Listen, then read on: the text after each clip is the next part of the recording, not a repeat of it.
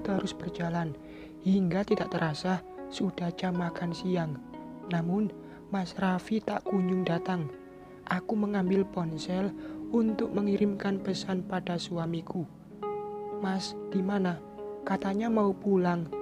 Beberapa menit kemudian ponselku berdenting. Tanda ada pesan masuk.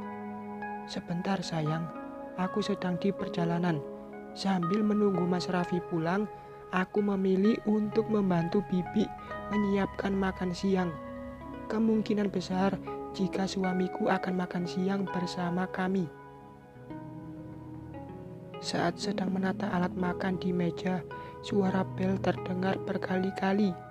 Aku pun meninggalkan Bik Marni untuk melihat siapa yang datang.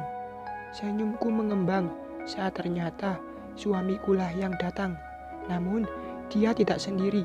Ada Mama dan Papa yang pulang bersama Mas Raffi. "Mas," ucapku, seraya mengambil tangan Mas Raffi lalu menciumnya.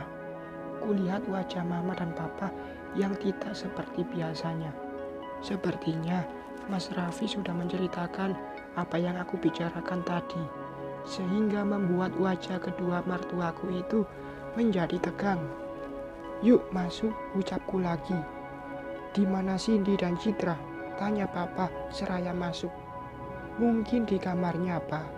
Sejak tadi pun mereka tidak keluar." Aku mengikuti kedua mertuaku yang duduk di ruang televisi. Mendengar ada Papa dan Mama, Mbak Cindy keluar dari kamarnya.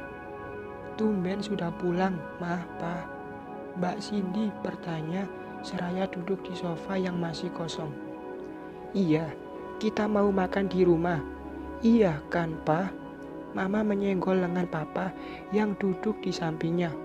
Papa mengangguk, lalu berbasa-basi dengan menanyakan Citra, cucunya. Namun, kata Mbak Cindy, putrinya itu tengah tidur siang. Aku dan yang lainnya hanya mengangguk menanggapi ucapan wanita itu. "Sin, sepertinya Mama mau makan spaghetti siang ini. Kita buat yuk. Sepertinya ada yang sedang mereka rencanakan." Terlihat dari Mama yang langsung mengajak Mbak Cindy ke dapur. "Spaghetti? Ah, aku lihat di dapur tidak ada mie untuk bikin itu, Ma. Yang lain sajalah."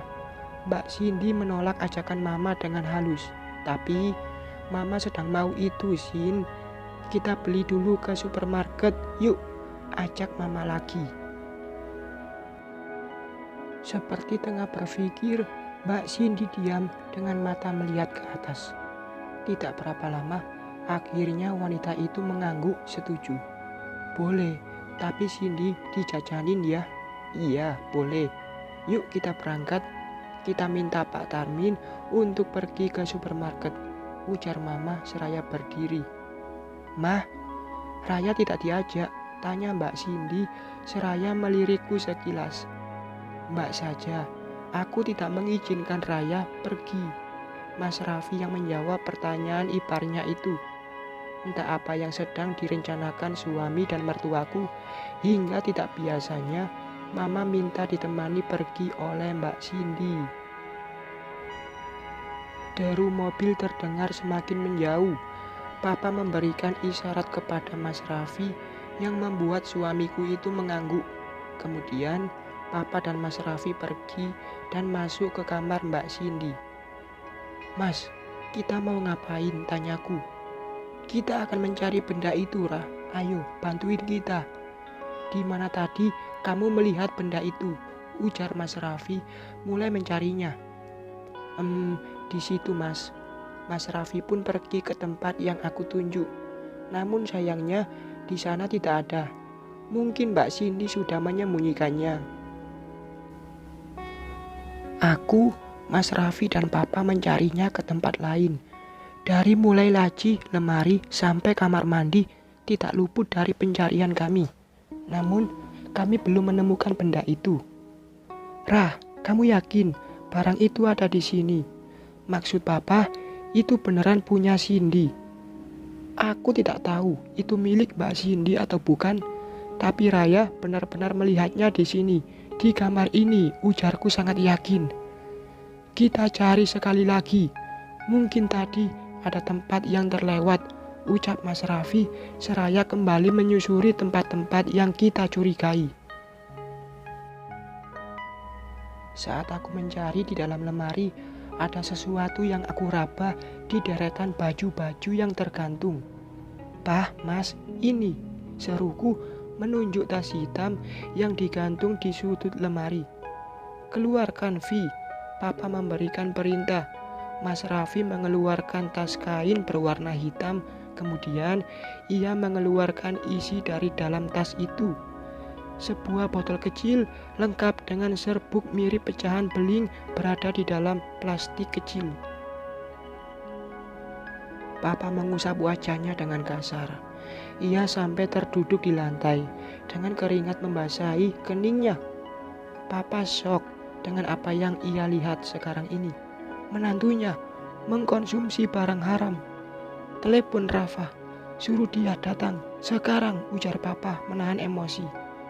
Mas Raffi tidak membantah. Ia mengeluarkan ponsel dari dalam saku celananya, lalu menelepon Mas Rafa. Setelah menunggu beberapa saat, Mas Rafa datang dan langsung menghampiri kami di kamar Mbak Cindy. Kebingungan tergambar jelas dari wajah dokter itu. Satu persatu wajah kami dilihatnya dengan penuh tanda tanya. "Kelakuan istrimu," ujar Papa seraya berdiri. Dadanya naik turun dengan napas yang memburu. "Maksud Papa apa?" tanya Mas Rafa pelan. "Mbak Cindy make, Mas." Mas Raffi ikut menimpali. Aku hanya menelan salivah melihat Mas Rafa yang kaget sekaligus bingung dengan apa yang dia lihat saat ini. Tatapannya tidak beralih dari barang bukti yang ada di lantai. Perlahan Mas Rafa mengambil botol bening dan serbuk yang berada dalam plastik. "Tidak mungkin," lirihnya pelan. "Itu bukti nyata, Rafa," ujar Papa masih dengan emosi. "Bisa saja ini fitnah. Mungkin kamu dendam karena pernah dikasari Cindy, lalu memfitnah istriku dengan ini, kan?" Aku begitu kaget saat telunjuk Mas Rafa mengarah padaku. Dengan cepat aku menggelengkan kepala, menolak tuduhan itu. "Istriku bukan wanita pendendam, Mas. Aku tahu, Mas kaget dan tidak menyangka. Tapi tidak usah menuduh Raya yang tidak-tidak. Dia wanita baik-baik yang tidak akan pernah menyentuh barang haram seperti itu," ujar Mas Raffi sedikit meninggi. Ku pegang tangan Mas Raffi agar dia tidak terlalu menanggapi Mas Rafa yang tengah sangat kalut dan emosi. Aku tahu Mas Rafa sangat kaget sekaligus tidak percaya jika istrinya mengkonsumsi barang haram. Ia seorang dokter yang selalu menjaga kesehatan tubuhnya, tapi sayangnya Mbak Cindy tidak menanamkan itu pada dirinya. Justru ia merusaknya dengan menghisap. "Ada apa ini?" Kami semua menoleh pada sumber suara. Mbak Cindy dengan wajah biasnya. Ia berdiri di ambang pintu. Mas Rafa yang melihat istrinya langsung menarik tangan Mbak Cindy mendekati barang-barang yang disembunyikan Mbak Cindy. Mas, ini punyamu?" tanya Mas Rafa. "Bukan, Mas, punya dia," tunjuk Mbak Cindy padaku. "Jangan menuduh orang lain, Mbak. Kamu pikir kami akan percaya dengan omong kosongmu?" ujar Mas Raffi tidak terima. "Sungguh, ini punya Raya. Dia menitipkan ini di sini agar tidak ketahuan semua orang. Tadi pagi ada kurir yang datang dan isinya ini. Aku pun kaget dengan apa yang dilakukan Raya. Dia berani membuang uang untuk barang haram ini." Aku menggeleng-gelengkan kepala mendengar fitnah dari Mbak Cindy. Sungguh keberanian yang luar biasa. Dia menuduh orang lain untuk kesalahan yang dia perbuat. "Oke, kalau gitu lakukan tes urin. Kita akan tahu Siapa pemilik barang haram itu? Ujar papa membungkam mulut Mbak Cindy. Wajah Mbak Cindy semakin pucat pasi. Keringat membanjiri pelipis serta keningnya. Cindy, jawab aku dengan jujur. Ini barang milik siapa? Kau mau aku yang melakukan tes urin padamu? Atau aku wakilkan pada petugas BNN? Jangan mas, aku mohon.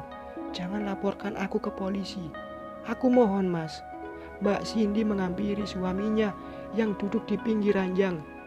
Ia memeluk kaki Mas Rafa, meminta ampun. Iya, benar itu punyaku. Aku memang make, tapi baru mas. Baru 2 hari aku mencicipi barang itu. Sungguh, ujarnya lagi seraya terseduh. Mas Rafa mengusap wajahnya dengan kasar. Kedua tangannya terkepal kuat dengan rahang yang mengeras. Pria 38 tahun itu tengah menahan emosi yang sudah merajai jiwanya. Sedangkan Mbak Cindy hanya bisa menangis, memeluk kaki suaminya. Beberapa saat ruangan menjadi hening. Tidak ada yang bicara selain isak tangis Mbak Cindy yang menjadi suara di kamar ini. Maafkan aku mas, maafkan aku. Jangan penjarakan aku takut mas. Jangan ceraikan aku juga mas. Aku tidak mau berpisah darimu, racau Mbak Cindy di sela isaknya. Bawa ke tempat rehab, Fa. Mumpung masih baru, pungkas papa. Kemudian keluar dari kamar. Begitupun dengan mama yang sedari tadi diam membisu di dekat pintu. Aku pun memutuskan untuk keluar dari kamar itu, membiarkan Mas Rafa menyelesaikan masalahnya dengan sang istri. Namun yang mencuri perhatianku sebelum pergi ialah Citra. Sedari tadi gadis kecil itu terlelap. Ia tidak terganggu sedikit pun oleh suara-suara bising di ruangan ini. Aku menghampiri Citra di atas tempat tidur, lalu menggoyangkan tubuhnya dengan pelan. Namun tidak ada reaksi dari gadis itu.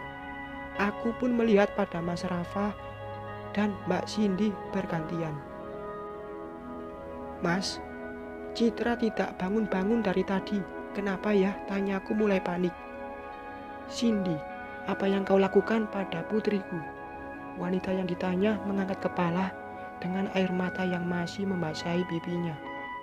Jawab, maaf mas, aku memberikan obat tidur pada Citra. Kurang ajar, plak, bruk. Mbak Cindy terhuyung setelah Mas Rafa melayangkan pukulan kepada istrinya itu. Sedari tadi Mas Rafa menahan diri untuk tidak memukul wanitanya. Namun pengakuan Mbak Cindy membuatnya tidak bisa lagi menahan emosi. Citra dicekoki obat tidur oleh ibu kandungnya sendiri. Bersambung.